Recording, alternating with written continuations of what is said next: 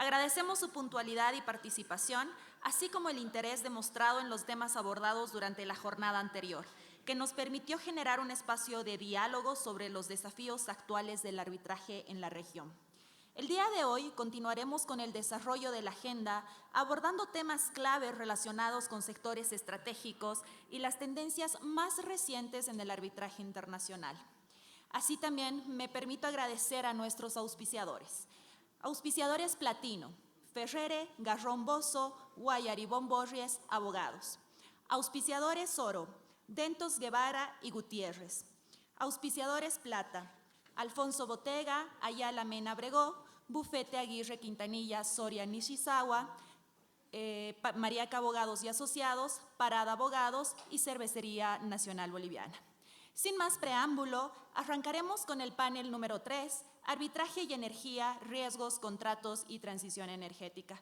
Para ello invitamos, por favor, a la moderadora, la doctora Patricia Vera Nieto. La doctora Patricia Vera es abogada por la Universidad de las Américas, máster en Arbitraje y Litigio Internacional por la Universidad San Francisco de Quito, es directora del Centro de Arbitraje y Mediación de AmCham Quito, árbitro del Centro de Arbitraje y Mediación de las Cámaras y Asociaciones de la Producción de la SUAY. Actualmente tiene a su cargo una de las vicepresidencias de la Comisión Interamericana de Arbitraje Comercial, CIAC. Su práctica profesional se enfoca en el manejo y administración de arbitrajes, así como también en arbitraje comercial. Bienvenida, doctora. Tiene usted la palabra.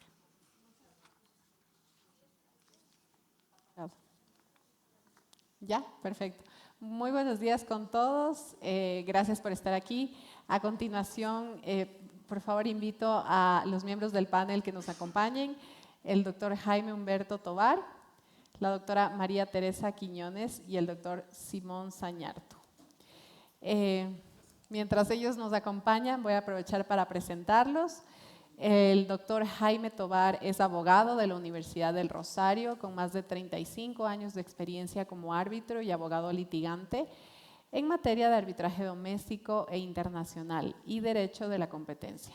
Tiene posgrados en Derecho Financiero, Derecho Procesal por la Universidad del Rosario y estudios de posgrado en Derecho Constitucional y Derecho Comparado en Madrid, del Centro de Estudios Constitucionales de Universidad Complutense. Ha asesorado a clientes nacionales e internacionales en sectores estratégicos como petróleo y gas, energía, construcción, financiero, telecomunicaciones y transporte. Y ha ocupado cargos directivos como secretario general y gerente jurídico de Delta Bolívar y socio local de Baker McKenzie, donde dirigió el área de litigios. Bienvenido, Jaime. La doctora María Teresa Quiñones es socia de QA Legal Perú.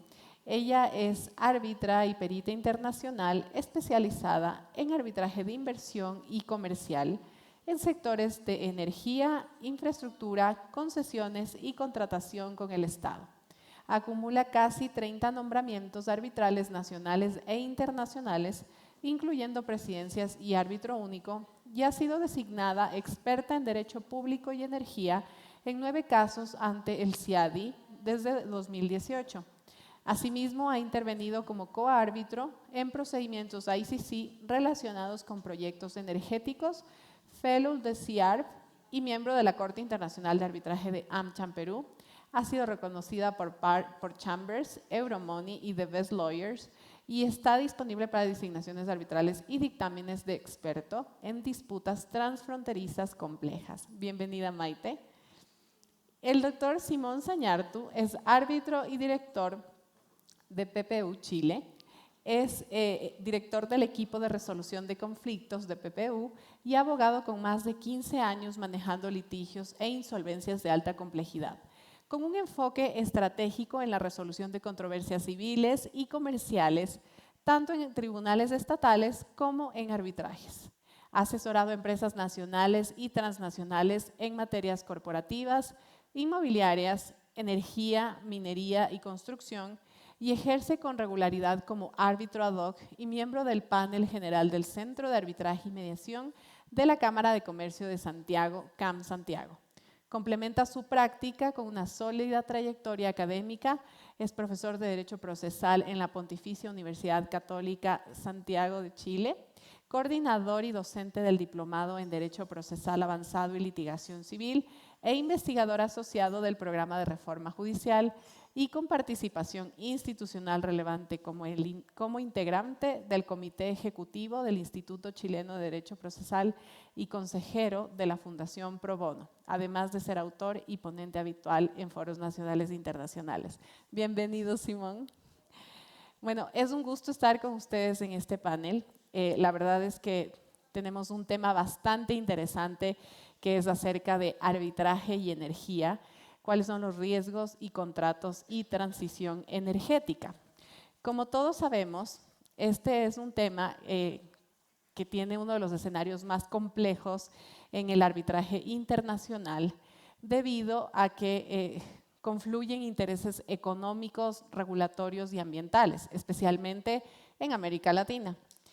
En este contexto, este tipo de el arbitraje se ha consolidado como un mecanismo para resolver conflictos en proyectos energéticos debido a la magnitud justamente de las inversiones.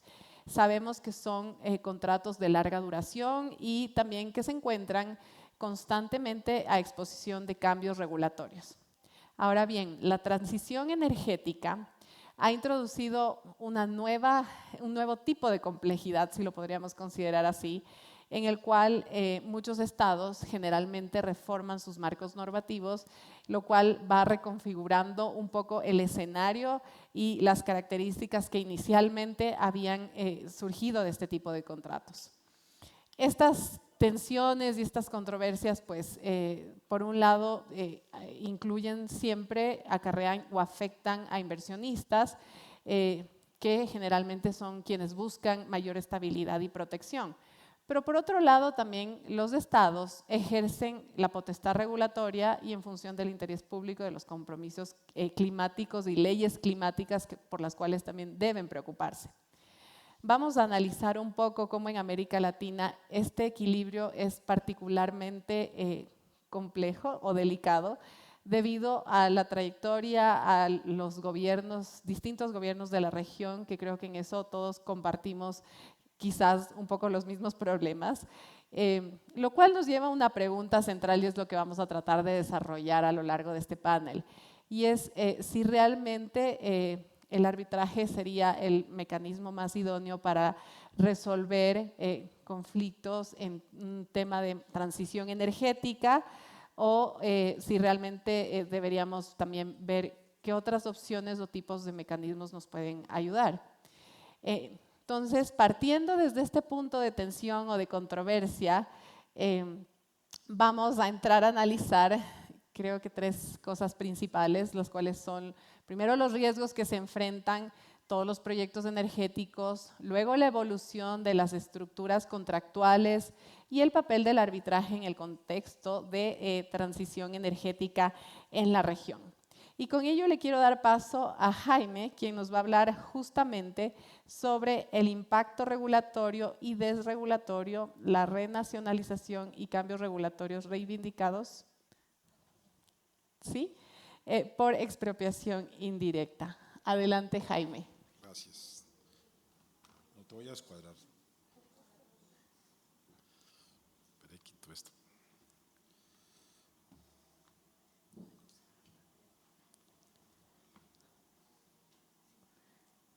Creo que está. Muy buenos días para todos. Para mí todos incluyen todos y todas, porque es que me empiezan a mirar para que entiendan un poco mi presentación. En primer lugar, quiero empezar agradeciendo al SIAC, a su señora presidenta, a la doctora Liliana Sánchez, a la doctora Verónica, al doctor Fernando, que por aquí lo veía presente, por todas las atenciones que nos han dispensado, por la organización de este evento, por habernos invitado. En fin, porque todos somos uno, doctora Liliana, y SIAC es uno. Y SIAC somos todos ahora.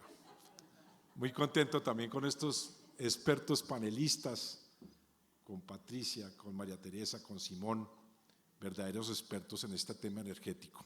A mí me ha correspondido hablar como de tipología de esas conductas, cuáles son esas cláusulas críticas que tenemos, y para eso yo tengo que empezar como indicando que la transformación energética ha dejado de ser un tema eminentemente técnico para convertirse en un proceso que se define en muchos campos. En primer lugar, en el campo normativo, que nos interesa mucho, del cual Simón es experto en regulación y nos va a ayudar a eso. En el tema ambiental, que nos afecta en estos proyectos, en el tema territorial, en fin.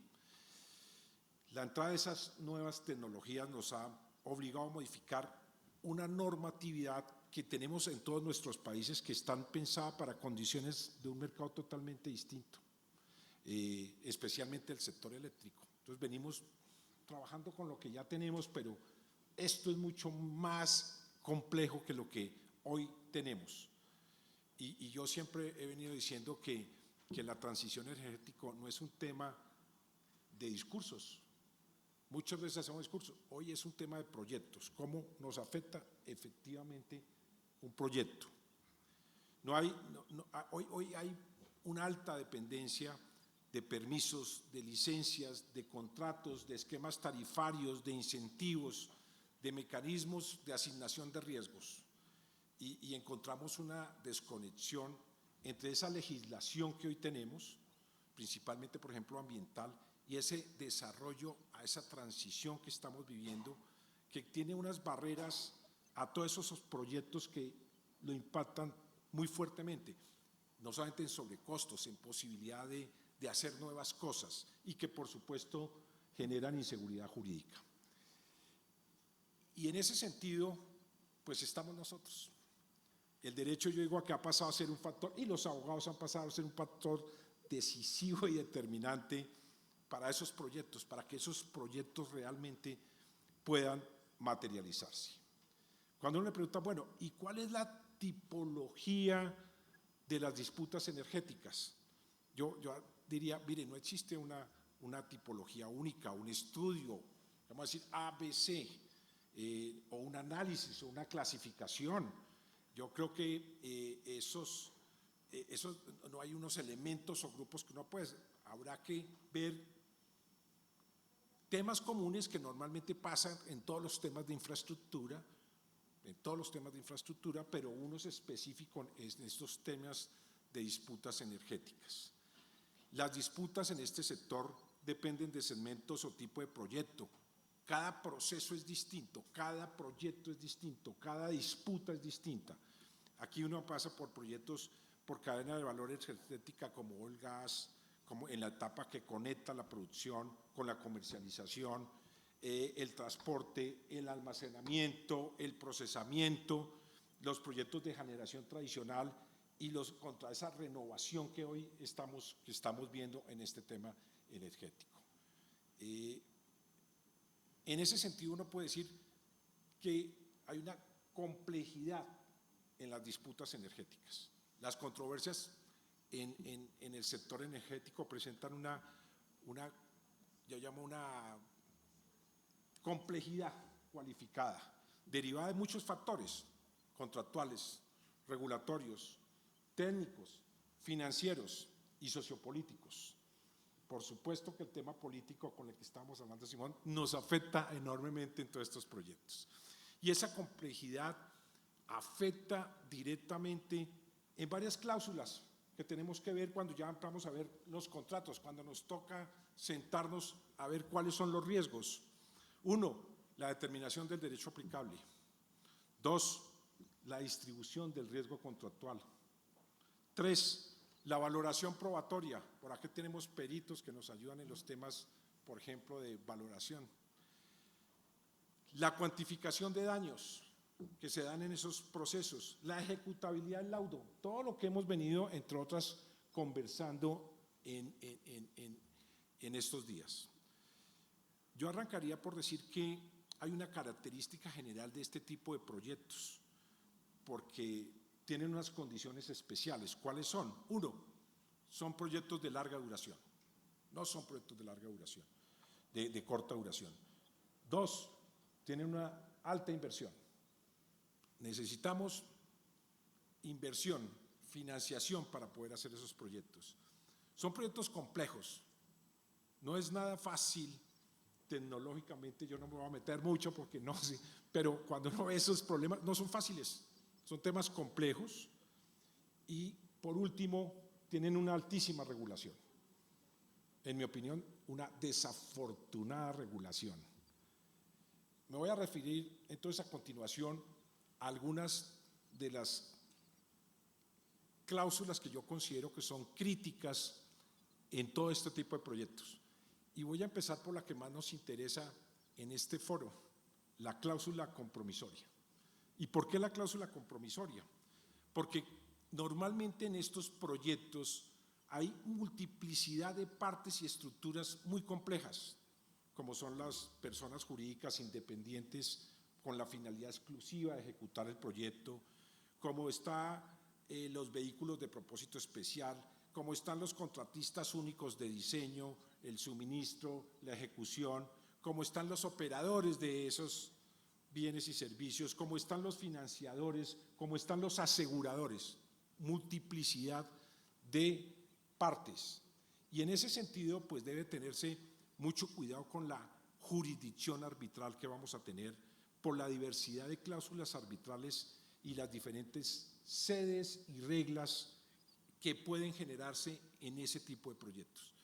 Y en ese sentido, y lo digo para que podamos de alguna manera, cuando se presente una disputa, acumular unos procesos que permitan pensar en ese proyecto, que permitan que no tengamos decisiones contradictorias, que no permita que no tengamos un desarrollo de una decisión única, porque nos podemos quedar en el tema de financiación, pero no tenemos el tema relacionado con los operadores, por decir o por poner algunos de los ejemplos. Entonces, fundamental la cláusula compromisoria.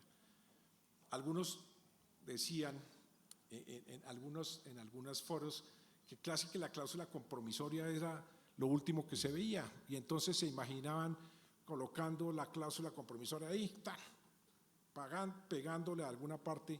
Gravísimo. En estos proyectos resulta fundamental tener una unificación y unos criterios claros de cómo van a ser las disputas, de qué van a hacer. Y yo desde ya le digo, doctora Patricia, que el arbitraje sí que es un mecanismo. Imagínense todos estos proyectos y todos estos enredos en la justicia ordinaria. Ya, si quieren, por razones de tiempo, porque sé que es corto, ¿cuánto me queda? No, pues ya me iba asustando. Un segundo gran tema, y sobre el que quiero referirme en algunas cláusulas, es lo referente a la asignación de riesgos.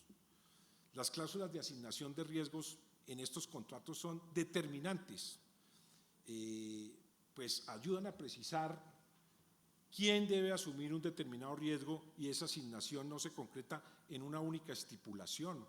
Ese es un conjunto de cláusulas que se reparten entre contratistas, financiadores, Estado.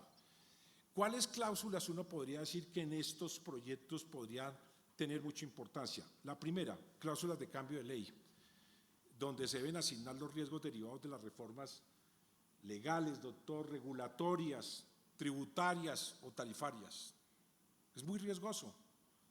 Nosotros hoy tenemos una persona que dice ser presidente y el señor mañana vea que ya no quiero o no me gusta, y se le olvida que tiene unos contratos firmados y se le olvida que tiene unos tratados firmados, y eso afecta proyectos de, ya les he dicho, características de largo plazo, de alta inversión. Entonces hay que ser muy cuidadosos con esas cláusulas de cambio de ley. Debíamos, doctor Simón, pensar en las cláusulas de cambio de política, ¿no? Que no solamente sea regulatoria, sino si nos tocó un desastre, presidente, también hay que buscar una cláusula. Esa no la hemos encontrado, pero se me acaba de ocurrir.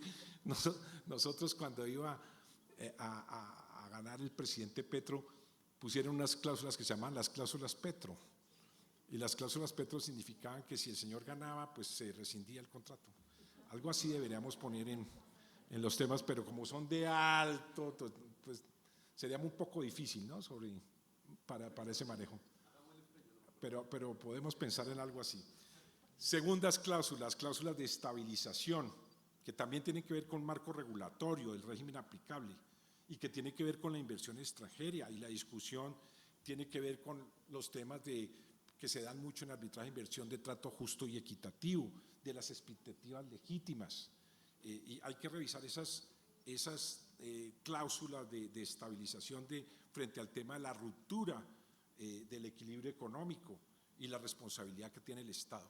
Muy importante, frente a qué es la norma sustancial que es aplicable. Las discusiones muchas se han dado, ustedes sabrán si el cambio regulatorio es legítimo ejercicio del poder público o por el contrario si constituye una medida expropiatoria que da, por ejemplo, lugar a un arbitraje de inversión. Las cláusulas de revisión de precios o de revisión de fórmulas, cuando el mercado se aparta sustancialmente de los supuestos en los cuales nacieron. O las cláusulas take or pay, chief of pay, minimum of take, que trasladan al comprador o al usuario el riesgo de volumen de demanda, asegurando un flujo mínimo para sostener las inversiones.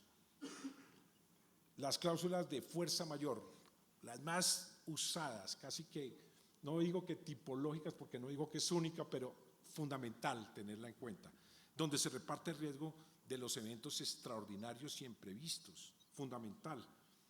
Muchas, ya nos lo dirá la doctora María Teresa en su jurisprudencia arbitral, se han visto muchas discusiones arbitrales donde un evento no se torna imposible para el cumplimiento, pero sí lo vuelve económicamente gravoso, por poner un ejemplo.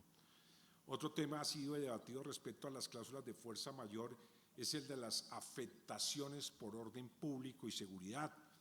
Pues los proyectos pueden verse afectados y se han visto afectados y hemos tenido laudos sobre el particular por atentados a la infraestructura, por sabotajes, por conflictos armados que pues para algunos países, doctor Segui, resulta muy fácil, pero para nuestros países no lo son, resultan fundamentales. Las cláusulas donde se asignan los riesgos de construcción y de operación, las pruebas de rendimiento, doctor, la indisponibilidad, la eficiencia térmica, los daños prelimitados, mejor dicho, infinidad de temas frente a esos riesgos de construcción. La mayoría de controversias que nosotros hemos conocido no surgen porque se ignore que existe un riesgo, sino que las discusiones se han dado en quién asumió contractualmente y si ese evento en la cláusula o el impacto económico supera ese umbral que han pactado las partes. Uno siempre encuentra eso.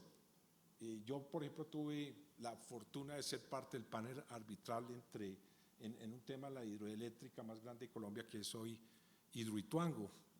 Y ahí estaba, evidentemente, había hasta un anexo completo de riesgos, pero ejecútelo. Mire a quién le corresponde cuando se presenten, como en ese caso, determinadas circunstancias. Y un tema fundamental que nos afecta, doctor Segui, aquí también en América Latina, no allá, que son los temas relacionados con la consulta previa y los conflictos que tiene con las comunidades. Hoy ya entiendo, Perú, me corregirá María Teresa, ya tiene legislación sobre el particular. Bolivia entiendo que tiene también legislación sobre el tema. Nosotros lo tenemos más por temas relacionados con lo que se ha dicho en la jurisprudencia, que porque tengamos una legislación que evidentemente la tenemos, pero que falta mucho, y son temas que si no se adecúan adecuadamente generan una paralización del proyecto muy grande. Ayer, doctor Simón, usted nos comentaba en la comida de proyectos que pueden estar 3 años, pasa, o proyectos que se estancan precisamente por ese tipo de temas. ¿Cómo estamos de tiempo, doctora? Bueno, voy a entrar a unas conclusiones porque me voy a tirar 2 nomás. Yo creo, para decir, porque este es un tema general, que en primer lugar no existe una tipología cerrada o única de disputas energéticas, pero sí unos patrones que son recurrentes, como los que he mencionado. En segundo lugar, yo creo que la complejidad de las disputas energéticas es estructural, pues es una, insisto, complejidad cualificada derivada de interacción simultánea de elementos técnicos, contractuales, financieros, regulatorios, políticos, entre los que puedo mencionar. Creo además que la asignación contractual de los riesgos es el núcleo de las disputas, a pesar de que la mayoría, insisto, de las disputas no surjan por la existencia de riesgo, sino por la discrepancia en quién lo asumió y cómo lo asumió. Yo creo que una buena contratación energética no elimina el conflicto. Claro, somos humanos y tenemos siempre posibilidades de ver la interpretación, pero sí reduce su aleatoriedad. No podemos dejar que no se revisen esos temas. En este sector, una cláusula bien escrita no es un formalismo, es una herramienta de asignación de riesgos en el cual ayuda a que funcione el proyecto. Y esa revisión creo yo que debe hacerse de esas cláusulas críticas ex ante, es decir, no cuando esté el problema, no cuando estemos en la disputa.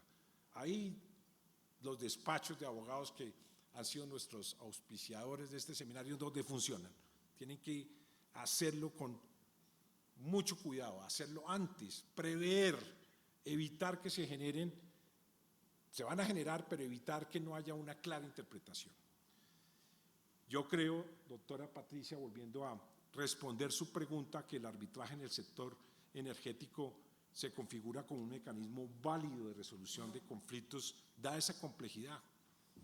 No me la pinta, y me perdonará aquí el exconsejero de Estado, no me pinto la justicia ordinaria conociendo estos conflictos, porque habría que ver entonces una cláusula crítica, esas como de las consultas que se nos paralizan 10 años o 15 esperando una decisión de un conflicto que tiene una alta inversión, que tiene un largo plazo y que necesita que funcione, porque si no se paraliza.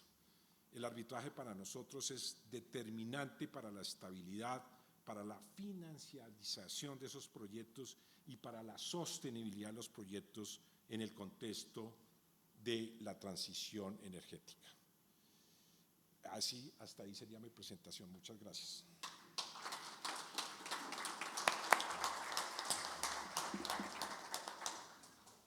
Muchas gracias, Jaime, por el uso del tiempo exacto. Más adelante vuelvo contigo para hacerte una pregunta, pero ahora le vamos a dar paso a Maite.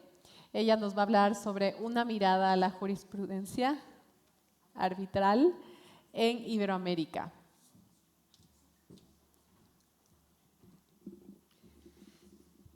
Buenos días a todos. Primero que nada, quiero darle las gracias al SEAC, a Liliana, a Verónica, por la oportunidad de estar aquí con ustedes en este panel, participando, compartiendo este panel de lujo, por la posibilidad de estar en la linda Cochabamba, disfrutando de su maravilloso clima. Cómo envidio su sol, yo que vengo de Lima y el cielo está, como decimos nosotros, gris panza de burro casi todo el tiempo. Entonces un maravilloso sol me ha parecido lo máximo, una gastronomía interesantísima, más siendo peruana porque compartimos tantos ingredientes, pero ustedes le ponen un toque especial y distinto. Y por encima de todo su maravillosa gente, su simpatía y su cordialidad. Así que muchas gracias por esta oportunidad. Vamos a ver, voy a intentar poner, y este es el modo, ok, está todo puesto. Bueno, yo sí he preparado una presentación y voy a tratar de hacerla rápida y pido excusas por adelantado a Patricia por el uso del tiempo, pero Jaime ha mencionado temas súper interesantes y efectivamente la casuística, la asignación de riesgos. Ahora que mencionaba el tema de las comunidades, de hecho yo les recomiendo, no está acá en la presentación porque tiene que ver con minería, pero yo les recomiendo que revisen ustedes el caso Lupaca Gold con República del Perú. Porque el caso Lupaca Gold con República del Perú es el caso justamente de una mina de oro en el Perú, y la comunidad de esa zona lo que hace es asesinar gente, no solamente atentar contra la maquinaria, incendiar, sino asesinaron personal de la mina para obligarlos a retirarles porque querían apropiarse del yacimiento de oro, que es lo que está pasando lamentablemente en muchos lugares del Perú donde hay oro. Entonces, al final, por supuesto, la mina pidió muchísima ayuda al Perú y, por supuesto, al Perú, las fuerzas del orden no pusieron orden. Entonces, Lupaca demanda al Perú.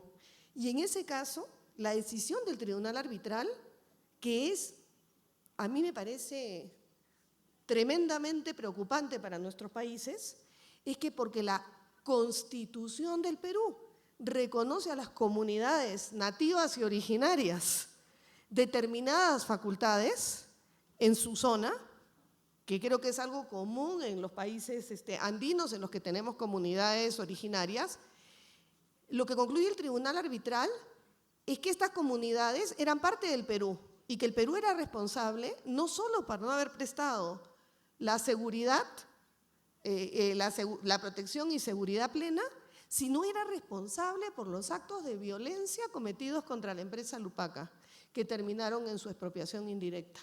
Esa es la decisión de Lupaca y yo creo que es bien importante para nuestros gobiernos revisar, bueno, no sé qué tanto podemos revisar, el impacto que tiene el reconocimiento de determinadas atribuciones de imperio a las comunidades nativas.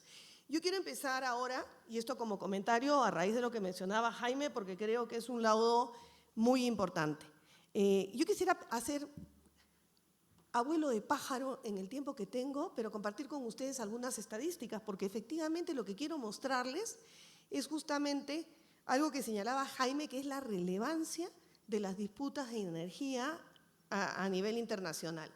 Primero, esta es una estadística del CIADI, y como ustedes pueden apreciar, en los últimos 6 años, los casos vinculados a electricidad y otras energías representan una media del 17% del total de casos del CIADI. Esta es una estadística de la CCI, y para la CCI las disputas en el sector energía representan aproximadamente, poco más, poco menos, 20% de los casos que recibe anualmente. 2024, que es el último año que tenía la información, 170 casos vinculados al sector energía. Un caso particularmente interesante es el caso de los arbitrajes, ¿no? Basados o invocando el Tratado de la Carta de Energía, justamente porque es una Carta de Energía y nos permite ver cuáles han sido los casos, cuáles han sido las disputas que se han presentado y cómo han sido resueltas, porque algo similar pasa y va a seguir pasando en nuestros países, ¿no? Primero en esta gráfica muestra cuál ha sido la tendencia. Como vemos acá, a favor del Estado han habido 48 casos que se declararon a favor del Estado, más 5 en los cuales, si bien no fueron a favor del Estado, tampoco se le otorgaron daños al inversionista, y 62 casos a favor de los inversionistas, y el resto, bueno, o se descontinuaron o alcanzaron acuerdos. Pero más interesante es esta estadística. Dicho sea de paso, la fuente es el Investment Policy Hub de UNCTAD, de ahí la he obtenido. Más interesante es esta estadística, que es ¿por qué se dieron estos arbitrajes? Y como vemos acá, prácticamente el 50%, o sea, el 45.7% de los casos se origina en reformas del régimen aplicable por las energías renovables. Y esto creo que es un elemento que se ha dado en varios de nuestros países, porque efectivamente en un determinado momento se introducen mecanismos promocionales de las energías renovables, las famosas feed-in tariffs, es decir, contratos en los que se ofrecen tarifas garantizadas a los proyectos renovables, y finalmente, por una serie de razones y situaciones económicas, los gobiernos terminan cambiando estos regímenes y por lo tanto surgen las controversias. Otros casos están vinculados con expropiaciones, incumplimientos contractuales, prohibición de generación con combustibles fósiles como el carbón o de generación con energía nuclear, medidas fiscales, etcétera. Y nuevamente vemos pues, que han habido decisiones de los 48 casos decididos del 2020 al 2025, 10 más 2, 12 decisiones fueron o a favor del Estado o no le asignaron daños al Estado y 27 a favor del inversionista.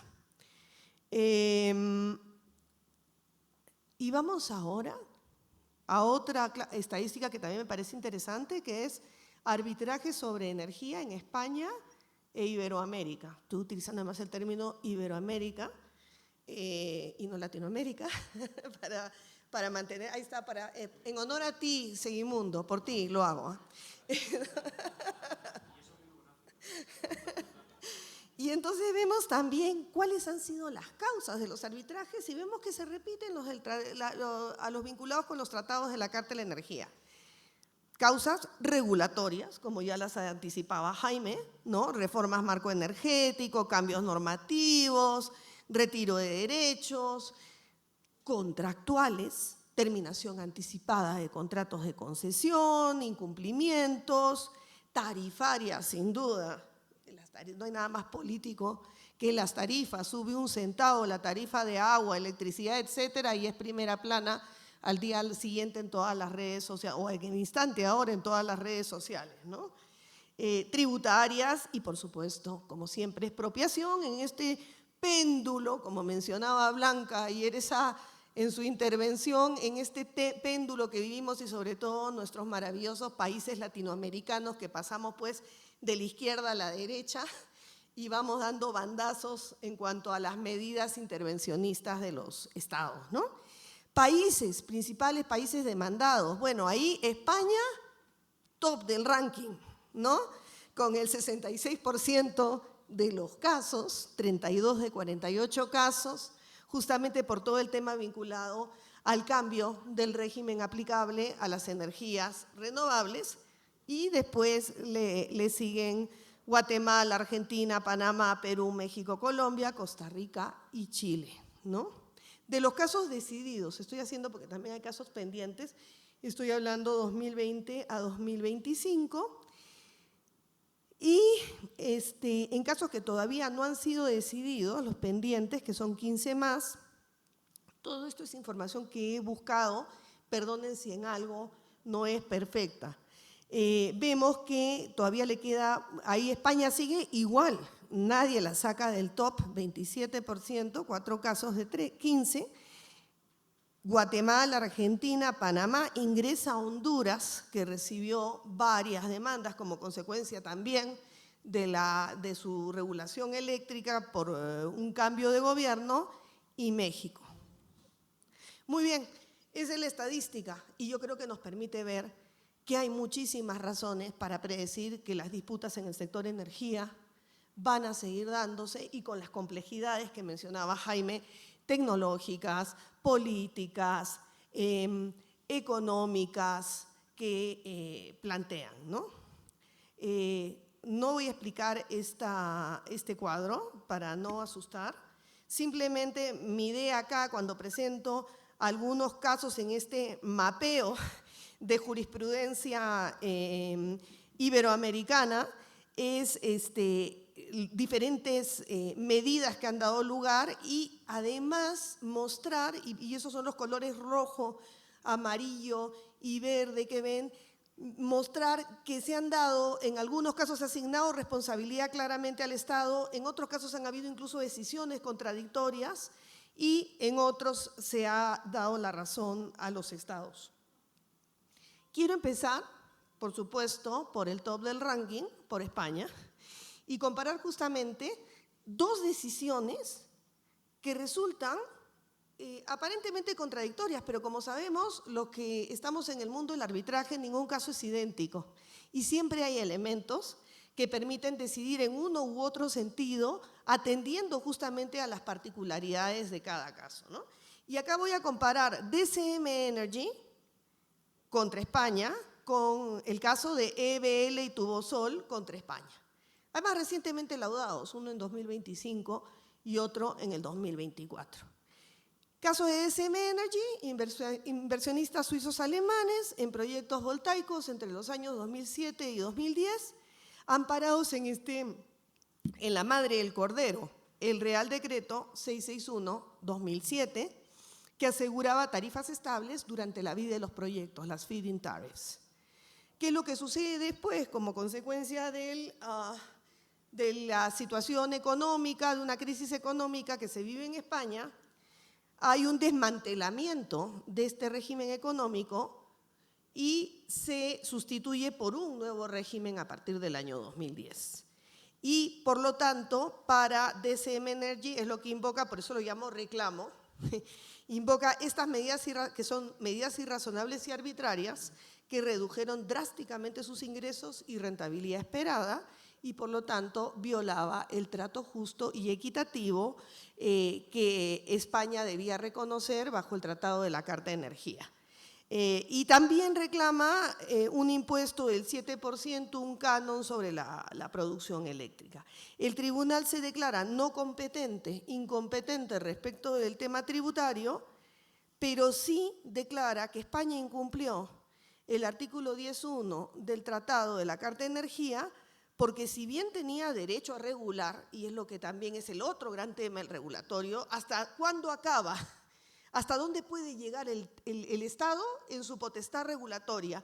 Y cuándo esa potestad regulatoria se convierte en una medida o irracional, desproporcionada o incluso expropiatoria. Y para el tribunal, en este caso, la magnitud de los cambios regulatorios impactó de manera desproporcionada en los inversionistas, frustrando sus expectativas legítimas bajo este Real Decreto 661/2007 y por lo tanto ordenó a España pagar 23.900.000 euros. En el caso de EBL, la decisión fue la contraria. Inversionista suizo adquirió una participación mayoritaria en una planta solar, vio que se frustraron sus expectativas legítimas por eliminación del régimen de primas y sustitución por un modelo de rentabilidad razonable que no reflejaba los costos reales de su tecnología y además cuestiona, y este es un tema interesante, una ley, la 24/2013, que calculaba la rentabilidad considerando beneficios del pasado por considerarla una medida retroactiva. Y la decisión del tribunal es que no existía un derecho adquirido a la inmutabilidad de tarifas de parte del inversionista, que el inversionista sabía que esa norma podía cambiar y además, si hubiera hecho su tarea, porque hace referencia al due diligence, debía saber que España cada rato recambiaba su régimen, lo dice de esa manera, ¿no? Entonces, y por lo tanto, a la fecha de la inversión incluso había pronunciamientos judiciales en ese sentido. Considera que las medidas fueron proporcionales al déficit tarifario y que el Estado actuó de buena fe. Y en la parte en la que sí le da la razón al inversionista es que esa medida tributaria que obligaba a tomar en cuenta beneficios pasados anteriores a la promulgación de la ley era retroactiva y violaba el tratado, pero no le reconoce daños porque considera que el demandante no los acreditó debidamente, que es el otro elemento que también mencionaba Jaime, la importancia no solo de cuantificar, sino de probar los daños, porque si no, el arbitraje termina siendo un saludo a la bandera. Otro, ¿cómo vamos, Patricia? 5 minutos.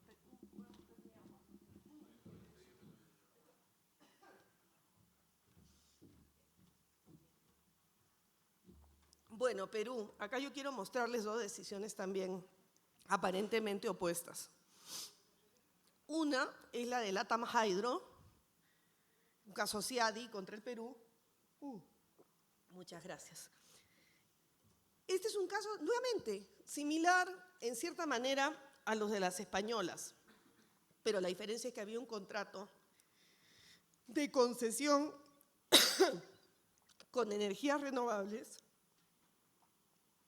Perdónenme.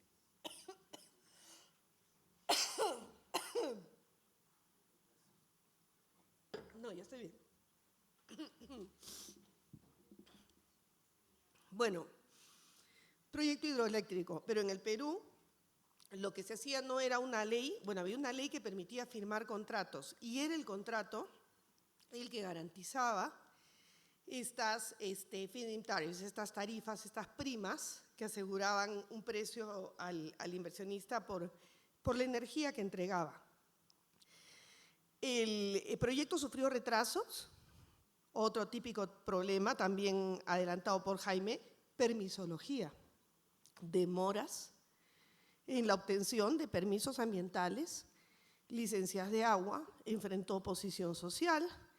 El Estado le denegó, otro gran tema, prórrogas por fuerza mayor, derivado de, por ejemplo, estos problemas sociales y también de los retrasos imputables al propio Estado, y incumplió, en opinión del inversionista, su obligación de coadyuvar en la obtención de permisos y desconocimiento de adendas, y en este contrato había una cláusula resolutoria que si dentro de determinado plazo no se ponía en operación la central, el contrato, una cláusula resolutoria, terminaba de pleno derecho. Entonces, se encontró en esta situación, LATAM Hydro, entonces, ante esta situación, inicia, y este es otro tema interesante, un arbitraje CIADI que es a la vez contractual y de inversión. Porque en el Perú, durante muchos años, los contratos de concesión tenían un convenio arbitral que te llevaban a CIADI, en el caso que la controversia superase determinado umbral, 30 millones de dólares. Entonces, si la controversia era superior a 30 millones de dólares, uno se iba al CIADI. Pero a la vez también uno podía demandar vía arbitraje e inversión, y lo que hace LATAM Hydro es demandar contractualmente, incumplimiento del contrato, y arbitraje e inversión bajo el Tratado de Libre Comercio Perú-Estados Unidos. Y finalmente, ¿qué es lo que decide el tribunal? Que la conducta del Perú no había sido arbitraria, discriminatoria ni expropiatoria, considera que los riesgos eran asignación de riesgos de cargo del inversionista, incluso habían habido denuncias penales e investigaciones fiscales contra funcionarios de la empresa y contra el abogado de la empresa. Y considera el tribunal que no estaba aprobada la interferencia del gobierno, como que esto eran investigaciones penales del gobierno, y que lo que sí, que el contrato se debía terminar por causas no imputables, y lo único que le concede al inversionista es el derecho a que no se le ejecute la garantía de los 5 millones de dólares de fiel cumplimiento, porque no había sido terminado por causas no imputables, pero en el fondo que la fuerza mayor era un riesgo asumido por el inversionista. Y el otro caso es el de IC Power contra el Perú, que tiene una empresa, Calpa, generadora eléctrica, y Calpa ganó una licitación para la regulación secundaria de frecuencia, que es un servicio que se presta a nivel de las empresas generadoras y que le permitía entrar a despachar. En el Perú las centrales de energía entran en función de sus costos, entonces entra de la más barata a la más cara para entregar energía, y al prestar este servicio, que dijo cobro cero por este servicio, ¿por qué? Porque la ventaja que le ofrecía era despachar todo el tiempo, con independencia de su costo. Entonces eso le daba una gran ventaja a Calpa. Y entonces posteriormente que gana esta licitación, el regulador o Sinermin emite una decisión que retroactivamente elimina esta prioridad del despacho de Calpa, y eso es objeto de este arbitraje de inversión bajo el Tratado Perú-Singapur, y también cuestiona la metodología aprobada por una resolución que cambió la forma de asignación de costos de transmisión y consideraba que beneficiaba de manera indebida a la empresa de generación estatal. ¿Qué es lo que decide el tribunal?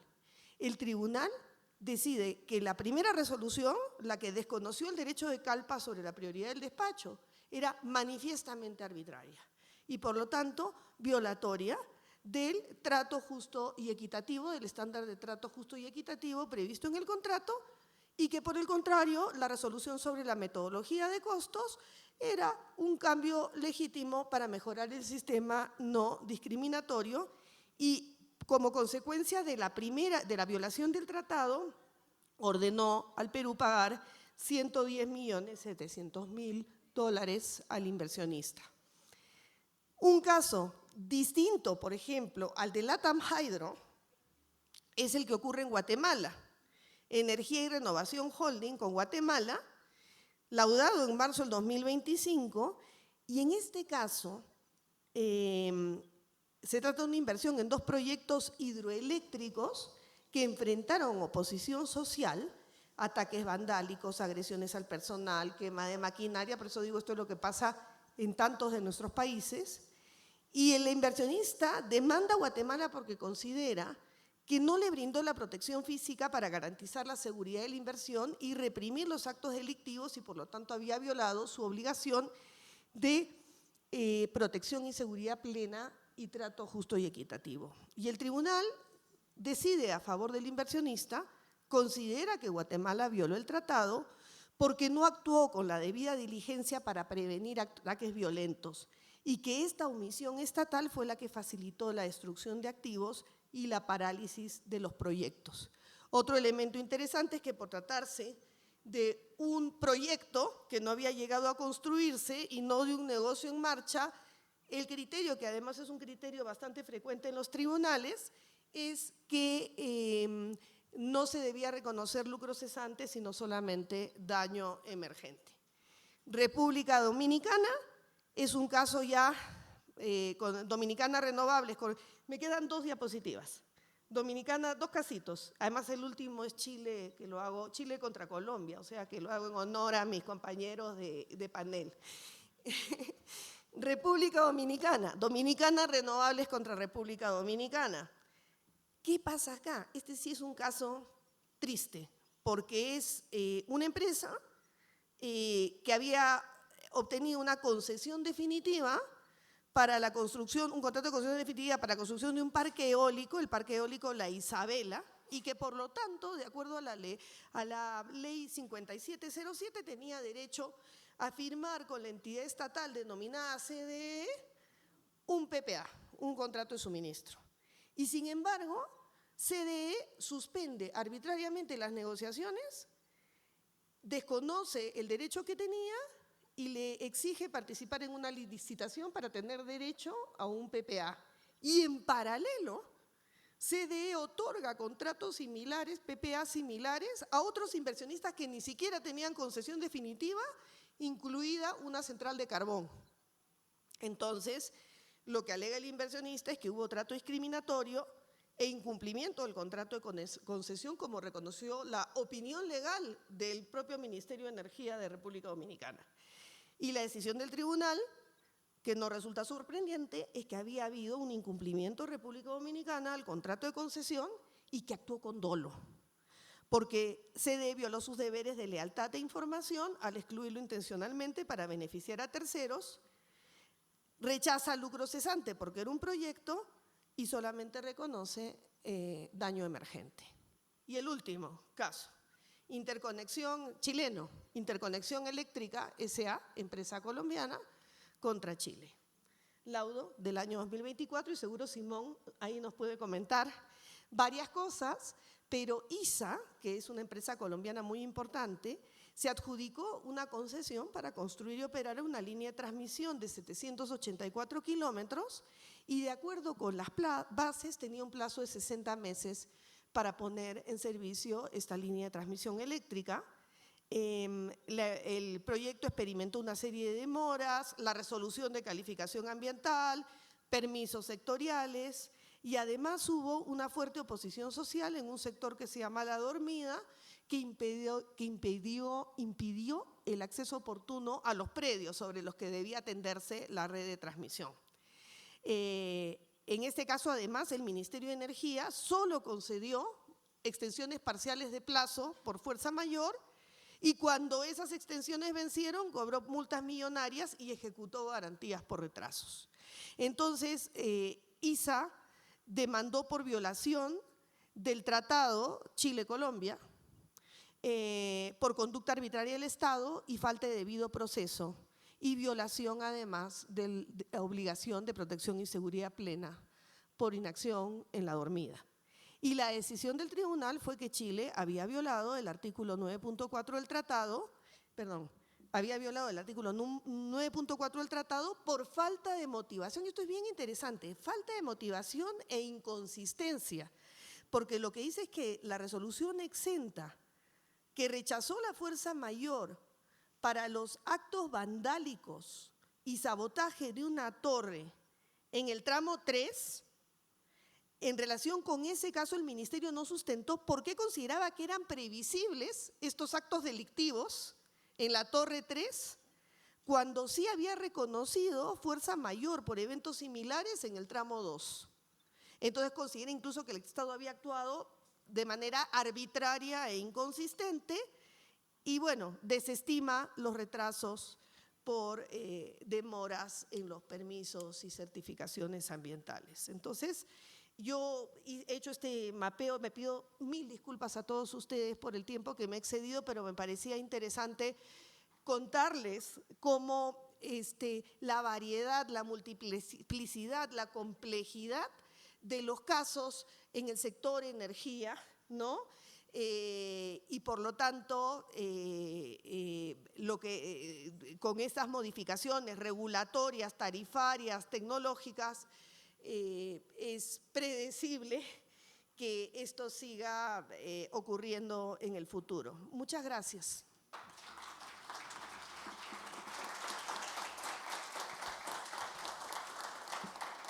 Muchas gracias, Maite. A continuación, por favor, Simón nos va a hablar acerca de energía y cambio climático, litigios de proyectos fósiles versus políticas públicas. Adelante.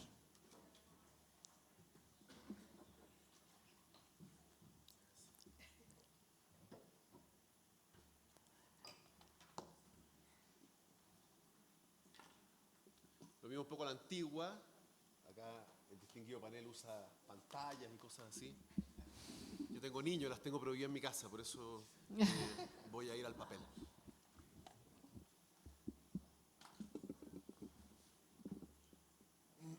Yo quiero partir agradeciendo la invitación de SIAC, valorando la ingente importancia que tiene el SIAC y su trayectoria en la resolución de conflictos en Iberoamérica. Quiero agradecer también a este lindo país de Bolivia y valorar también el nuevo rumbo que está tomando. Yo vengo de Chile y espero que dejemos atrás el acuerdo comercial del año 1993 y pasemos a un tratado de libre comercio robusto y de largo plazo, que es como el que, a lo menos en Chile, esperamos. Chile y Bolivia tenemos demasiadas cosas en común, muy pocas cosas que nos dividen. Y yo creo que este tipo de seminarios, gracias al SIAC, gracias al ICAM, son de un valor enorme, sobre todo en este momento. Estoy muy contento de estar en Bolivia, lo quiero decir sinceramente. Mi exposición, y voy a ser riguroso en el título, es de cambio climático y políticas públicas. ¿Cómo se generan conflictos a raíz del cambio climático? Quiero parafrasear a los distinguidos expositores que me precedieron, porque efectivamente todos los procesos judiciales en materia de energía son distintos. Todos son distintos. Estamos hablando de distintos proyectos, ¿ah? Eólico, fotovoltaico, hidráulico, térmico, si es por hidrocarburo, gas, petróleo, carbón. Todos son distintos, todos los contratos son distintos, en países distintos, con legislaciones distintas, con momentos políticos distintos, con administraciones distintas, con intenciones políticas distintas. Por tanto, cuando me piden que yo exponga sobre cambio climático, política pública y arbitraje, me ponen en un problemón, porque claramente de esto no puedo hablar en 20 minutos, esto da para un máster. Pero haré el intento, espero. ocurre? Se habló de la Carta de la Energía. Bien, ahí hay un compendio normativo importante, pero si no me equivoco, la Carta de la Energía es de 1994. Pero lo que ocurre es que estamos en un conflicto y creo que es de fácil entendimiento. Y este conflicto se materializa con la COP21, con el Acuerdo de París del año 2015. Y ocurre que en el año 2015, hace 10 años atrás, porque entró en vigencia en la mayoría de los países en el año 2016, que fue suscrito por casi todos los países de las Naciones Unidas, hubo un compromiso. Y el compromiso era, mire, hay un cambio climático, hay un calentamiento global, y el compromiso es intentar de que el calentamiento global no llegue a los 2 grados al año 2050, idealmente que sea de menos de 1,5 grados. Y todos los países suscriben el Acuerdo de París y dicen, yo me voy a comprometer a no generar calentamiento, va a ser lo fácil, no generar una producción térmica que genere aumento de la temperatura global. Fantástico. Bien. Pero eso significa que hay un compromiso del Estado de descarbonizar. El Estado asume una obligación. Y esa obligación la asumió el año 2015 y entró en vigencia en cada Estado el año 2016. Pero al mismo tiempo hay casi 3.000 tratados bilaterales, según la información de la ONU, en la cual el Estado tiene otra obligación previa, que es con el inversionista. Y le dice, señor, venga a mi país, invierta muchos millones de dólares, a largo plazo le garantizo que yo no voy a cambiar las circunstancias y usted va a hacer un buen negocio. Yo me comprometo a eso. Y a mitad de camino, el año 2015, entonces el Estado asume otro compromiso que dice, señor, a usted, respecto a quien yo me comprometí a no cambiar las condiciones, ahora se las voy a cambiar. Esa es la realidad. El tema de la Carta de Energía es relativamente distinto, pero parecido. La Carta de Energía funcionó mal y casi todos los países se fueron y tenemos, como conversábamos ayer en la noche, los sunset costs, que aun cuando se retiraron de la Carta de Energía siguen rigiendo por 20 años. Entonces, el mismo Estado que se comprometió con el particular, con contratos que perfectamente pueden tener cláusulas CIADI, a respetar las condiciones contractuales, ahora se obliga con todos los estados que suscribieron el acuerdo a no respetarlo. Y al mismo tiempo está el inversionista tomando palco y le dice, amigo, usted me cambia las reglas y me voy a arbitraje de una. Entonces el Estado tiene que elegir.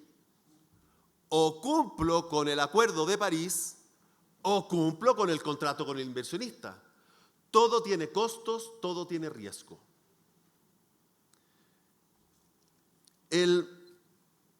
Esa tensión se resuelve de 2 maneras. Porque el problema está con todos aquellos proyectos de hidrocarburos que existen desde antes del 2015. Todos los proyectos que vienen después del 2015, no. Y respecto a esos proyectos, se aplica lo que nos acaba de enseñar usted muy bien hoy. Hay que construir contratos que se ajusten a esa realidad.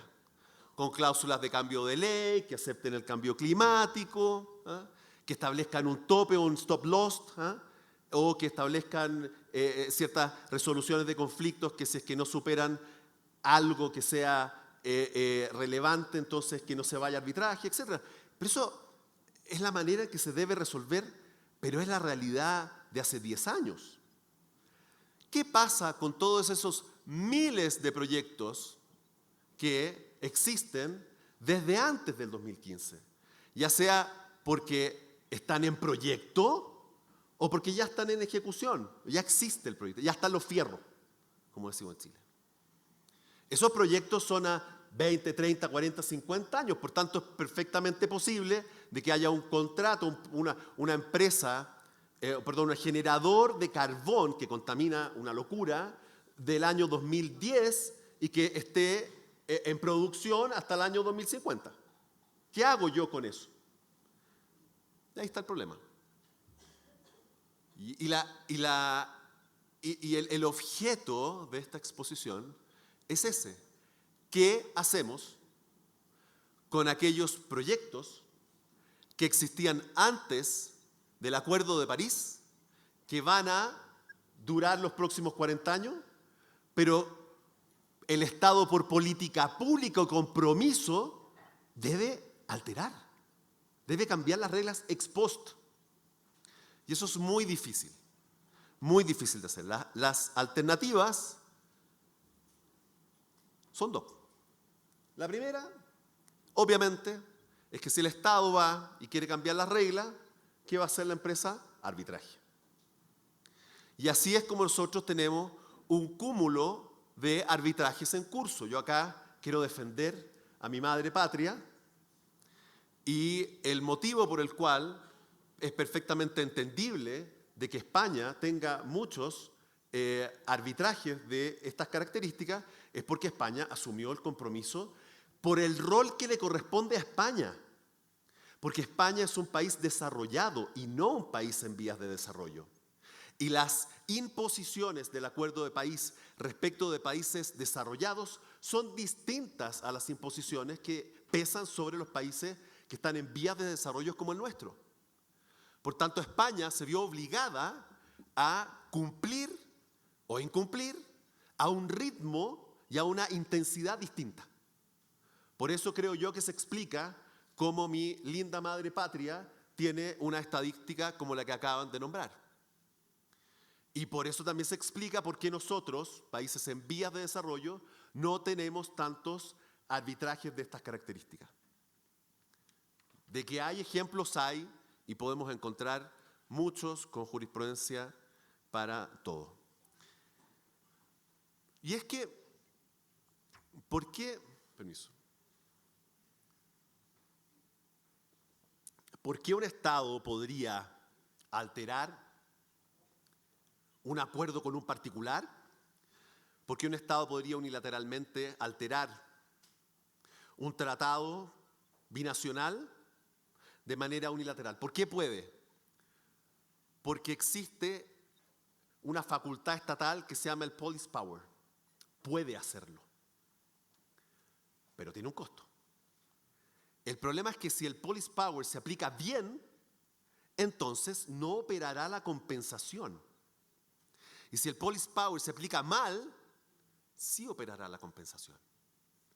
El debate acá es cómo un Estado se hace cargo de cumplir los compromisos de París, incumplir los compromisos bilaterales, sin verse obligado a compensar. Y eso se hace a través de buena fe, de decisiones proporcionadas, no arbitrarias y en que se justifique adecuadamente que la decisión que se toma efectivamente tiene por propósito cumplir con los acuerdos internacionales. Este es el tema. Porque si un Estado aplica bien el police power, puede ser objeto de un arbitraje, pero va a ganar. Y si un Estado aplica mal el police power, va a ser objeto de un arbitraje y va a perder. Y la labor de nosotros como abogados litigantes y la labor de nosotros como árbitros es que en la contienda ver bien cómo pesa este conflicto. La tensión de obligaciones multilaterales o bilaterales, la aplicación de las políticas públicas, las características propias del proyecto, ¿eh? Y la manera en que se aplican las políticas públicas. Yo soy chileno y cuando me toca este tema, en un principio me preocupé porque yo fui el último que eligió el tema. Y cuando veo que tengo que hablar sobre política pública y arbitraje por hidrocarburo, digo, diablo, pero si es que en Chile no hay ninguno. ¿Cómo voy a hablar de algo en lo que no hay experiencia? Yo trabajo en un estudio que se llama PPU, es grande. Tenemos Chile, Perú, Colombia, España, Portugal. Somos 1 millón, o sea, somos como 1000 y tantos abogados. Y empiezo a preguntar, oye, ¿tú has tenido juicio de arbitraje? No. ¿Y tú? Tampoco. ¿Y tú? Tampoco. ¿Qué hago? Pero, al mismo tiempo, somos probablemente uno de los estudios más grandes en los que ve energía, minería, medio ambiente, y por tanto la experiencia que tiene el estudio donde yo trabajo en esta materia es enorme. Y dijo, pero Simón, tranquilo, tú no has participado en ningún arbitraje, pero sí, oye, acuérdate de Enel, acuérdate de Colbún, Aesgener, estabas metido en todo. Y dice, pum, a ver, claro. Chile no tiene ningún arbitraje derivado de la aplicación de una política pública que alteró compromisos bilaterales en cumplimiento de un compromiso bilateral porque ejecutó una transición negociada. Chile, hasta el año 2015, o sea, hasta el momento en el que se firmó el Acuerdo de París, tenía una matriz energética en que había un número determinado de megawatts derivados de hidrocarburos y un número determinado de megawatts derivados de energía renovable. Hoy, la cantidad de megawatts derivados de hidrocarburos es la misma, un poco menos porque cerraron un par de plantas. Y la cantidad de energía renovable se ha duplicado, es decir, Chile ha cumplido el Convenio de París de una manera evidente, porque ver un Excel desde el 2015 al 2026 es re fácil. Y uno mira como uno queda igual y el otro ¡pum!, se va para arriba. ¿Y qué pasó ahí? Y por eso es tan importante el SIAC en esto. Porque Chile lo que hizo fue aplicar un cronograma racional de cierre de termoeléctricas. Aplicó el Police Power cumpliendo con la buena fe, con que la decisión no sea desproporcionada, con que la decisión no sea discriminatoria y con que haya un vínculo causal. Y conversó con todas las empresas con las que tenía pactos internacionales con cláusulas CIADI para lograr avanzar en una política pública exenta de litigios. Obviamente prohibió nuevos proyectos, eso es fácil. Pero el problema era cómo nos hacemos cargo de esos proyectos anteriores que estaban en funcionamiento para muchos años más y que el Estado chileno necesitaba desmantelar. Las empresas estuvieron dispuestas a hacerlo, gratis, sin compensación. Los números lo refrendan y eso es de fácil revisión. No traje acá los números porque creo que el fondo baja más allá de eso. Entonces, bueno, ¿y qué tiene que ver esto con el SIAC? Mucho. ¿Por qué yo vengo a hablar de esta situación cuando se supone que es de arbitraje? Porque el SIAC también es mediación. Y lo que hubo acá, en el caso chileno, tanto del funcionario público como del ejecutivo. El ejecutivo de una empresa de capital, donde hay accionistas que ven al ejecutivo como una persona obligada a mantener y hacer crecer el activo. También el empleado público es un tipo que tiene que mantener y custodiar el erario fiscal. Son personas que están obligadas a rendir cuenta, ya sea al pueblo, ya sea al accionista. Entonces, lo que se hizo fue entender la realidad del cambio bajo la dinámica del deber fiduciario del mandatario respecto al mandante. Y cuando nosotros vemos, desde el caso de la administración es fácil, pero porque va principalmente al interés social, pero cuando nosotros vemos del caso de la empresa, a mí me toca asesorar principalmente empresas, es cómo los ejecutivos chilenos entendieron bien lo que era la regla del juicio de los negocios.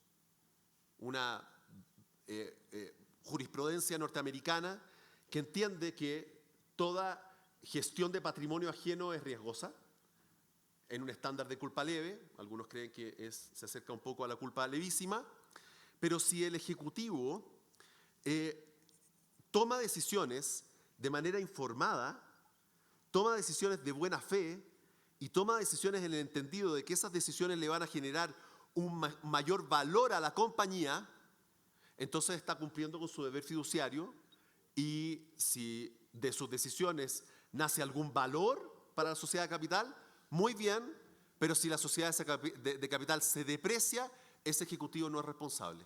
Recordemos que en todas nuestras legislaciones el Ejecutivo responde por al tener una obligación fiduciaria, puede responder por su patrimonio personal. Entonces fue el entendimiento de las empresas de entender, mire, no me voy a pelear con el Estado de Chile.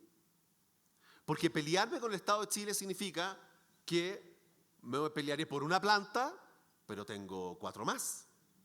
Me pelearé por esa planta, pero la vida útil de esa planta, si estamos en 2015, es hasta el 2023. Por 7 años me voy a ir a un arbitraje. Sí, hay varios millones de dólares comprometidos ahí, sí, es verdad. Pero bueno, podemos conversar. ¿Qué hago yo? ¿Me pongo a pelear o busco una transición negociada? Todos los procesos judiciales tienen riesgos. Y la obligación de los abogados litigantes es informar, porque tiene una regla de juicio de valor el director. Nosotros como abogados litigantes tenemos la obligación de informar a la compañía cuáles son los riesgos de la litigación. Porque toda sentencia judicial tiene efectos. Una sentencia judicial, como lo hemos conversado, tiene efectos tributarios en hipótesis completamente distintas, ya sea uno gane o pierda. Uno, si paga, el efecto tributario no es lo mismo si es daño emergente, lucro cesante, daño moral, daño sobrevenido, pérdida de la chance, todo tiene efecto tributario y uno ganando puede perder. Miren, solo a modo de ejemplo para que puedan ver cómo funciona en Chile. Si, por ejemplo, en daño moral una empresa debe pagar, ese pago que hace la empresa se entiende que es gasto no imputable, o sea, que es un gasto no imputable a la columna de gasto contablemente. Es decir, no puede descontar ese dinero que paga del cálculo de la base imponible de ese año tributario determinado. En fácil, si yo pago por daño moral 100, no voy a poder descontar de mi planilla 100, lo voy a tener que poner una columna aparte. Voy a pagar el mismo impuesto que como si ese pago nunca se hubiese hecho. Pero esperen, si yo coloco, de buena o mala fe no importa si es por culpa o dolo, si yo coloco ese gasto, que es ese gasto que no es imputable a la columna de gasto necesario, lo coloco ahí, se me aplica un impuesto multa del 40%. Por tanto, si una parte pierde un juicio, pagará 100 a quien lo ganó, 40 al Estado. Pero eso no es todo. Ya, estoy terminando. El pago que se hace vía transacción o el pago que se hace vía transición negociada, ese pago yo sí lo puedo incorporar en la columna de gasto al cálculo del ejercicio tributario correspondiente. Como yo voy a pagar, obviamente, vía transacción menos de lo que yo voy a pagar vía sentencia judicial, pues si no, no lo pago, llegamos a un acuerdo, pago, por ejemplo, 60, yo pagaré 60, lo incorporo en la columna de gasto y, por tanto, me ahorro 40. Por tanto, la diferencia entre transar en Chile y no transar bajo este fenómeno puede ser entre 60 y 140 y tanto, por la diferencia del precio tributario. Ese ejercicio es al cual nosotros estamos obligados como abogados litigantes. Esa fue la lógica que pensaron los ejecutivos chilenos cuando negociaron con el Estado. Eso se llama mediación y eso también se llama SIAC. Muchas gracias.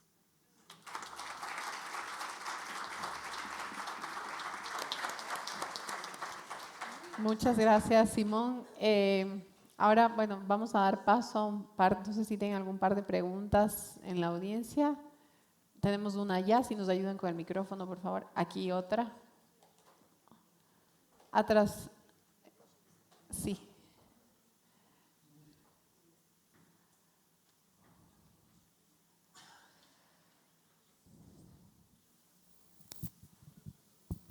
Muchas gracias. Mi nombre es Adrián Alvarenga y soy de San José, Costa Rica. Quería felicitar a la moderadora y a los expositores y indicarles muy someramente lo que sucede en mi país con los conflictos energéticos.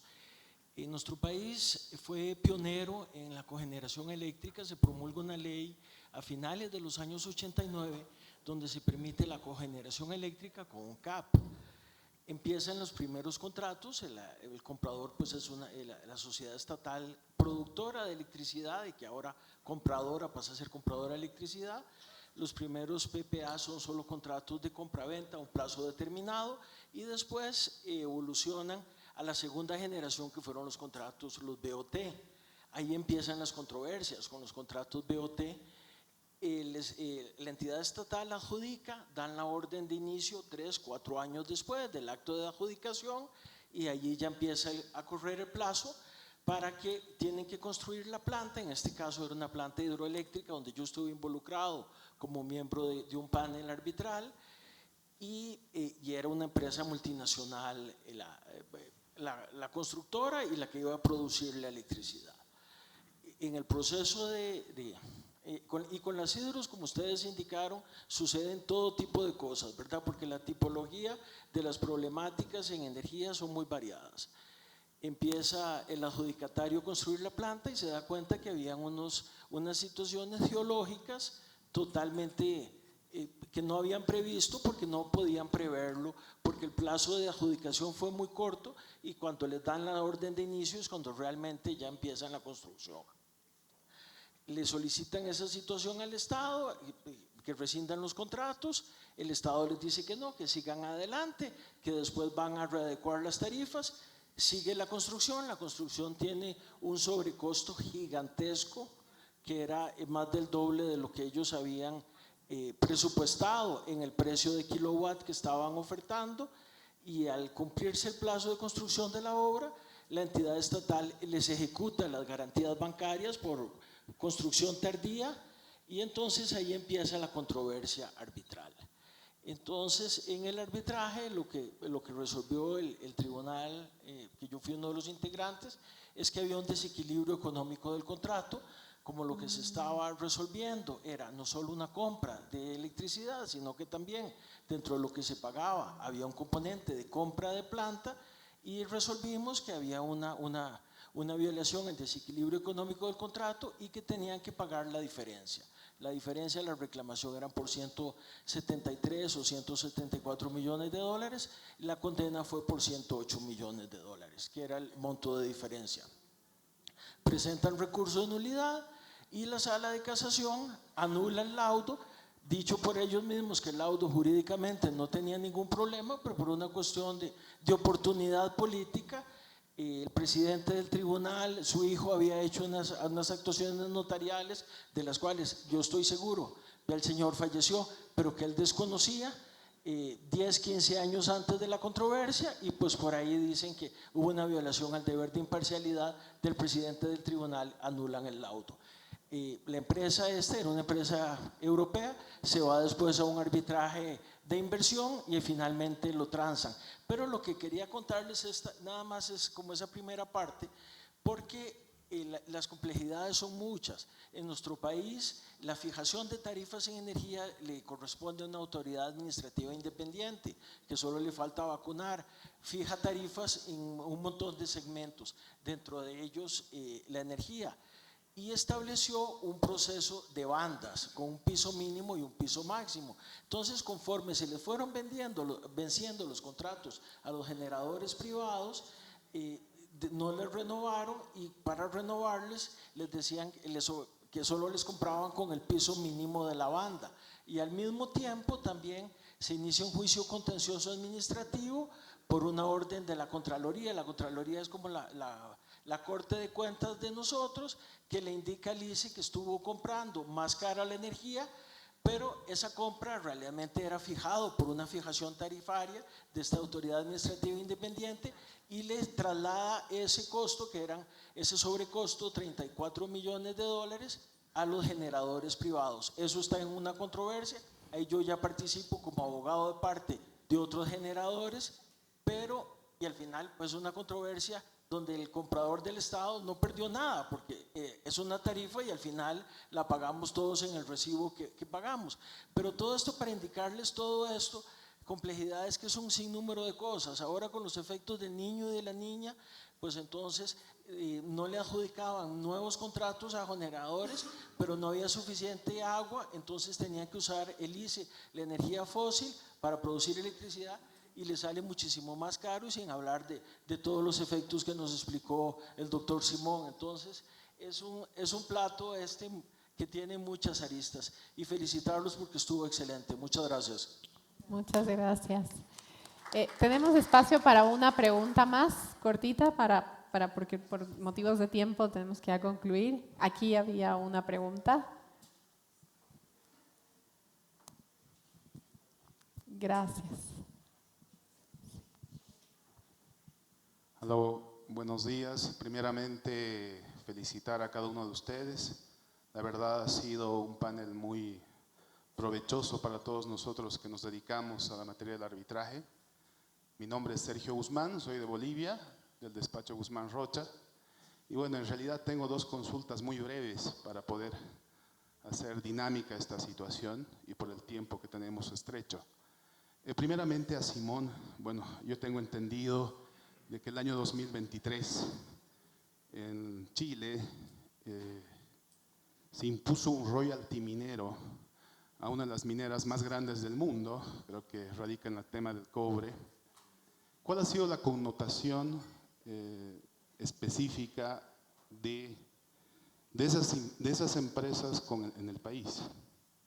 Y la segunda consulta, cualquiera de los panelistas, si podrían ayudarnos al respecto, con su docto conocimiento, sobre el tema de cuáles serían los medios más robustos, preventivos, de establecerlos en este tipo de contratos, que obviamente por su tecnicismo radican y versan por una complejidad tremenda. Y de mucho nos va a servir a nosotros el poder escuchar sus respuestas. Gracias. Gracias. 1.000.000 de gracias. ¿Sí? Sí. Ya. A ver, para responder esa pregunta hay que hacer un poco de historia. Eso parte desde los años 80. En los años 80, el gobierno de la época, muy desprestigiado internacionalmente, dictó lo que se llamaba el Decreto Ley 600. Y el Decreto Ley 600 fue un decreto, bueno, ley, yo creo que sea decreto ley, explica un poco su naturaleza jurídica, explica un poco el momento que vivíamos. Tenía por finalidad atraer la inversión extranjera.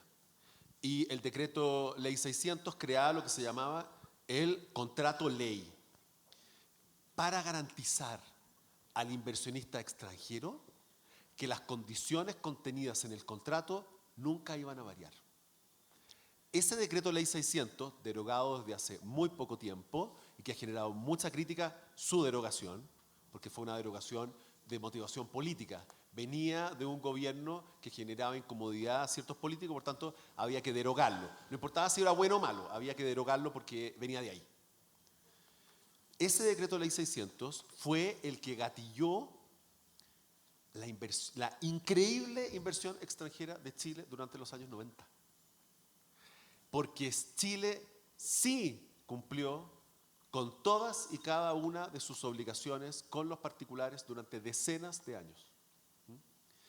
Y ese decreto ley 600 y ese comportamiento de seriedad del Estado chileno respecto al inversionista, que lo hizo crecer, era era una especie como de imagen que se vendía internacionalmente.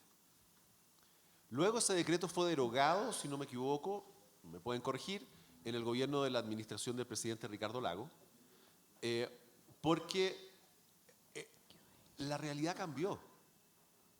En los años 80, Chile estaba dispuesto a ceder mucho con tal de recibir inversión extranjera. Y estaba dispuesto, lo voy a explicar en términos sencillos, mire, usted, empresa extranjera de país con dinero, va a venir acá, va a invertir, va a generar puestos de trabajo, va a mejorar las carreteras, va a construir un hospital, etcétera, etcétera, y todas las externalidades positivas de lo que podría ser un proyecto minero, y yo a usted le voy a cobrar un impuesto chiquitito, muy chiquitito, porque yo, Estado chileno de los 80, me voy a beneficiar más con el proyecto que con los impuestos. Y entonces eso generó una atracción de inversión extranjera, pero llegó un momento en que Chile ya era reconocido por su estabilidad y por su seriedad, y las condiciones de los contratos que se habían pactado en los 80 y los 90 ya generaban un desequilibrio intolerable. Y aquí viene un fenómeno bien interesante. Yo estoy seguro, ojalá que sea así, a Bolivia le va a pasar lo mismo.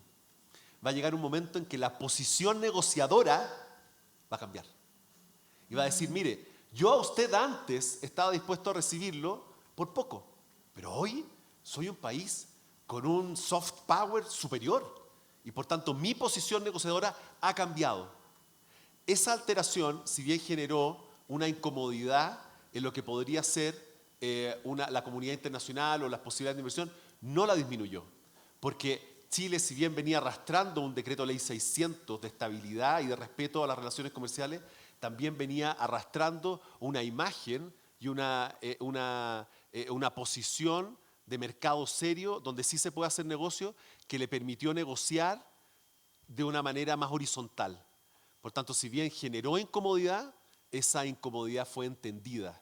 Y finalmente, pese a eso, haya o no litigio ahí, por lo menos Chile logró salir adelante de buena manera. Han habido otros problemas por la misma causa que usted menciona, que derivó de la crisis del año 2019, donde se alteraron las rentas vitalicias. Y ahí sí que Chile quedó debilitado, más que por el royalty, por el incumplimiento de compromisos con compañías aseguradoras europeas, y eso de hecho es un juicio en el CIADI. ¿No? Muchísimas gracias, muchísimas gracias. ¿Tú quieres acotar algo? No, la segunda pregunta. Ah, ok. ¿Sí? Bueno, yo, aunque creo que tú eres la persona, Jaime, pero en relación con la segunda pregunta, que entiendo que era, si me la recuerdas, ¿qué elementos resultaban importantes al negociar este tipo de contratos tan complejos? Por eso decía que era tu pregunta. Adelante, Jaime. Así la entendí yo. Pues depende de la situación política. De hecho, es muy importante. Ahorita que estaba mencionando Simón, en Colombia, por ejemplo, también tuvimos una ley de estabilidad jurídica. Ley completa. ¿Por qué? Porque le interesaba atraer inversión. Y para atraer inversión, pues yo tengo que dar seguridad jurídica. Al final lo que le interesa a un inversionista es tener cuáles son las reglas de juego, las reglas claras. Y ahí es donde puedo hacer asignación de riesgos. Cuando esa estructura se daña, cuando nos modifican unilateralmente, cuando terminan relaciones, generan esos incumplimientos.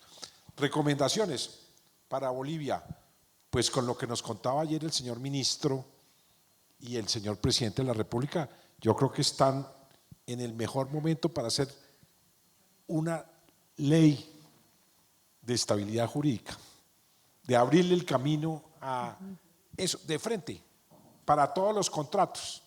Pero dijimos que eso puede tener unos temas, no sé cómo se esté regido el Congreso en Bolivia, unas demoras. A través de contratos puede uno regular esos riesgos, esos cambios tempestivos que pueden generar inconvenientes para los proyectos. Y en ese sentido, la recomendación es precisamente revisar antes y establecer unos promedios, unos límites, unas tarifas, una regulación, que si eso se cambia, corresponde asumirlo a tal o cual parte en el proyecto. Esa sería la recomendación.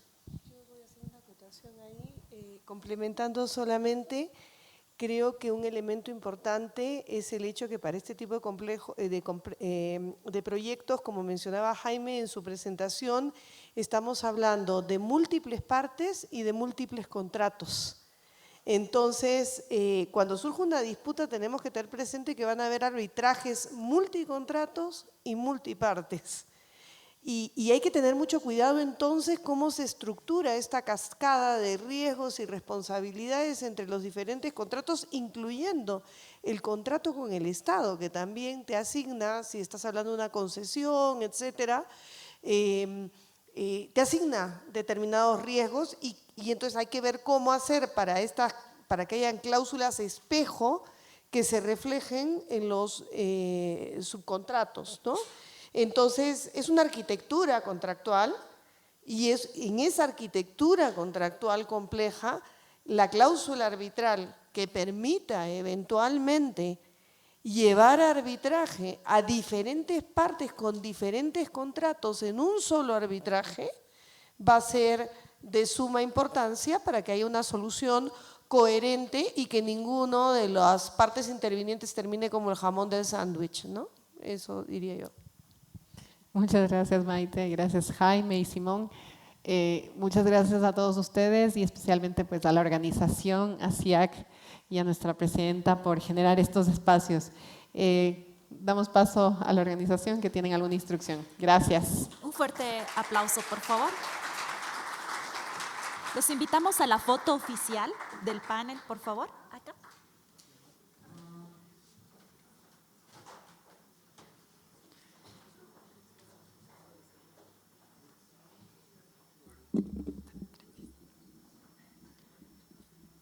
Gracias. Bueno, les pedimos nuevamente un fuerte voto de aplauso para este excelente panel.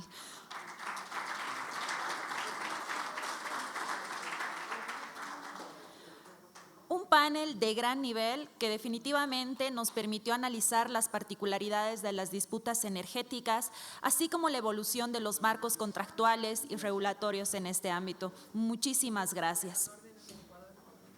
Mientras se prepara el panel número 4, quiero pasar a agradecer y permítanme agradecer a nuestros auspiciadores, Platino, Ferrere, única firma legal multijurisdiccional de origen sudamericano, con 200 abogados en Bolivia, Paraguay y Uruguay. Garrón Bozo, una firma de abogados constituida en el año 2004, cuya gestión y práctica se ha especializado en materia corporativa, societaria, administrativa y propiedad intelectual. Guayar y Bomborries Abogados, un estudio jurídico boliviano constituido en 1964, prestando asesoramiento jurídico integral a prestigiosas empresas nacionales e internacionales. Gracias por su compromiso en el desarrollo de la región. Ahora sí, continuamos con nuestro programa, por favor.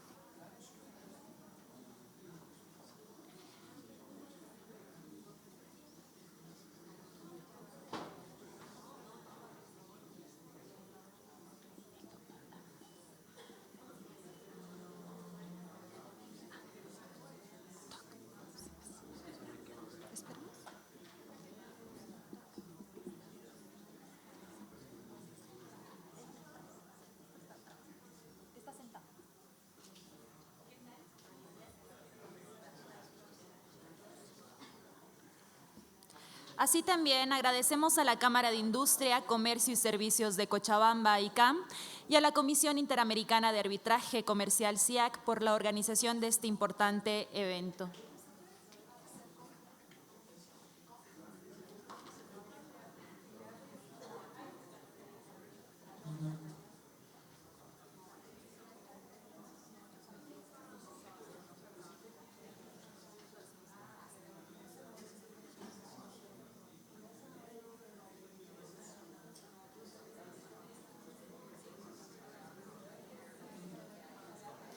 En un par de minutos iniciamos con el panel número 4, Tendencias, Gobernanza y Futuro del Arbitraje Internacional, Transparencia, Financiación y Tecnología.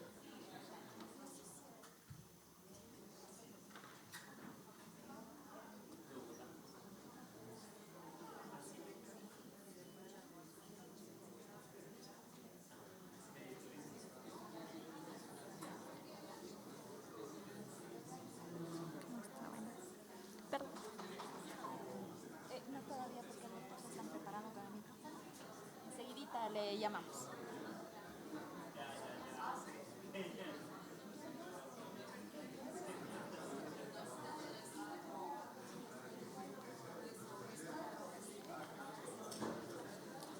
Así también agradecemos a nuestros auspiciadores Oro, Dentons Guevara y Gutiérrez, auspiciadores Plata, Alfonso Botega, Estudio Jurídico Ayala Mena Abregó, Bufete Aguirre Quintanilla Soria Nishizawa, Mariaca Abogados y Asociados, Parado Abogados y Cervecería Boliviana Nacional.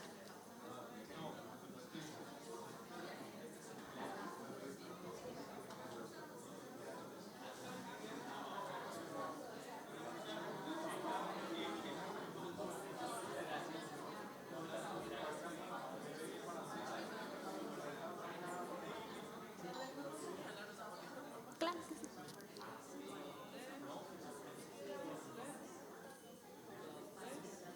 Gracias.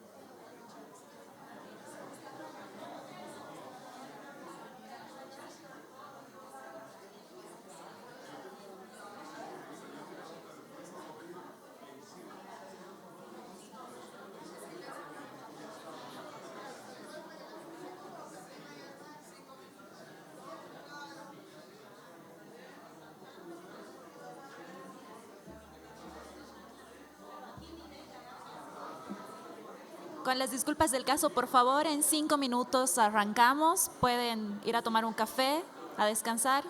En 5 minutos arrancamos.